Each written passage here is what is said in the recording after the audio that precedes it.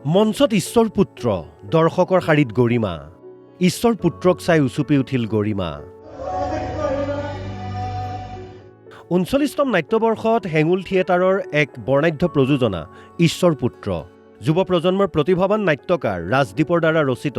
ঈশ্বৰ পুত্ৰ নাটখনেৰে ২০২৬-২৭ নাট্যবৰ্ষ আৰম্ভ কৰে হেঙুলে বুধবাৰে মৰিয়নিত হেঙুলৰ নাট্যবৰ্ষৰ মঞ্চ মুকলি কৰে গৰিমা শইকীয়া গাৰ্গে ৰাজদীপৰ ব্যতিক্ৰমী নাটখন উপভোগ কৰি আৱেগিক হৈ উঠিল গৰিমা শইকীয়া গাৰ্গ তেওঁ ক'লে ঈশ্বৰ পুত্ৰত জীৱন্ত কৰি তোলা হৈছে জুবিন গাৰ্গক নাটকখনত ফুটি উঠিছে জুবিনৰ চিন্তা আদৰ্শ হেঙুলৰ প্ৰযোজক সংকল্পজিৎ হাজৰিকাক ধন্যবাদ গৰিমাৰ খুব সুন্দৰ নাটক আৰু খুব ধুনীয়া মেছেজ থকা নাটক জুবিনক জীৱন্ত কৰি পেলোৱা নাটক এখন আৰু জুবিন সদায় সদায় এনেকৈ সকলোৰে মাজত আছে সদায় এনেকৈ সকলোৰে মাজত থাকিব তেওঁৰ আদৰ্শ তেওঁৰ বিশ্বাস তেওঁ অসমৰ প্ৰতি ভাল পোৱা অসমীয়াক ভাল পোৱা সকলো কথা অসমীয়াৰ সকলোৰে প্ৰাণত জুবিন তেনেকৈ জীয়াই থাকিব আৰু সেইখিনি কথা বৰ সাহসেৰে বৰ স্পষ্টকৈ ৰাজদীপে লিখিছে সংকল্পজিতে ধুনীয়াকৈ পৰিচালনা কৰিছে নাটকখন আৰু প্ৰতিগৰাকী অভিনেতাই প্ৰতিটো মুহূৰ্ত জীৱন্ত কৰি পেলাইছে এইবাৰ হেঙুলত আছে কে খ্যাত সিদ্ধাৰ্থ শৰ্মা ময়ূৰী গৌতম জীৱন হাতীকাকতিকে ধৰি পুৰণি বহু শিল্পী ঈশ্বৰ পুত্ৰ নাটখনত গুৰুত্বপূৰ্ণ চৰিত্ৰত অভিনয় কৰা সিদ্ধাৰ্থ শৰ্মাই ক'লে এয়া অভিনয় নহয় স্বতঃস্ফূৰ্ত আৱেগ মৰিয়নিবাসীক আমি ধন্যবাদ জনাইছোঁ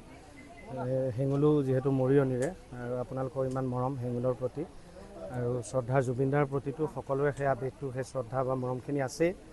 আৰু সেইকাৰণে মানুহখিনি আহিছে আচলতে তেওঁক সেইখিনি শ্ৰদ্ধাঞ্জলি জনাইছে নাটকৰ যোগেদি শ্ৰদ্ধা জনাইছে মানুহখিনিও তাতেই আচলতে শ্ৰদ্ধা জনাইছে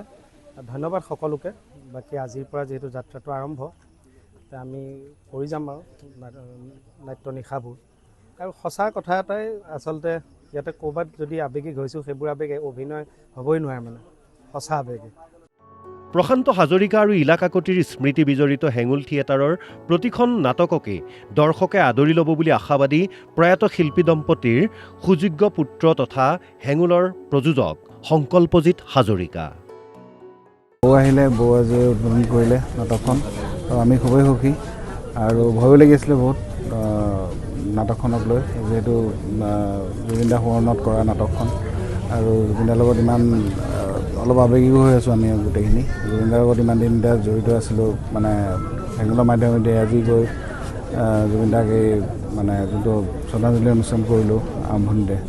তাৰপিছত নাটকখন আৰম্ভ হ'ল গোটেই পৰিৱেশটো অলপ বেলেগ হৈ আছে তো ভাল লাগিছে আৰু আশা কৰোঁ মানুহে ভাল পাব নাটকখন ওলাই যাওঁ আজিৰ পৰা ভাল হ'ব লাগে